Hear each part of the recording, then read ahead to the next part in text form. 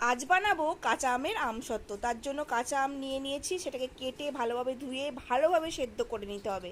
তারপর এক্সেস ওয়াটারটাকে ছেঁকে নিয়ে স্টেনারের সাহায্যে পাল্পটাকে বের করে নিতে হবে। আমার যে পরিমাণ পাল্পটা বের করেছিলাম তাতে আমি 1.5 কাপ চিনি অ্যাড করেছিলাম। তোমরা তোমাদের স্বাদ মতো চিনি, লবণ, গোলমরিচের গুঁড়ো দিয়ে 10 মিনিট মতো রান্না করবে। এখানে তোমরা ফুড কালারও ইউজ করতে পারো, আমি ফুড কালার ইউজ করেছি। এটা হচ্ছে অপশনাল, দিতেও পারো নাও পারো।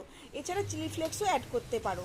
তারপর সেটা 10 মিনিট ধরে রান্না করে এমন একটা টেক্সচারে নিয়ে আসতে হবে যেটা প্লেটে দিলে সেটা গড়িয়ে না যায়। তারপর একটা থালাতে অয়েল ব্রাশ করে সেটা ঢেলে দেবো এবং সমানভাবে সারা থালায় চাড়িয়ে নিয়ে সেটা রোদে 2 দিন শুকিয়ে নিয়েছিলাম। তারপর সেটাকে তুলে নিয়ে ছুরি দিয়ে কেটে সুন্দর পছন্দ মতো শেপ দিয়ে দিয়েছিলাম। আমার তৈরি হয়ে গেল কাঁচা আমের আমসত্ত্ব। তোমরা কীভাবে কাঁচা আমের আমসত্ত্ব বানাও সেটা অবশ্যই জানিও, আর আমার রেসিপিটি ভালো লাগলে অবশ্যই সাবস্ক্রাইব করে দিও অ্যান্ড লাইক করে দিও। Thank you.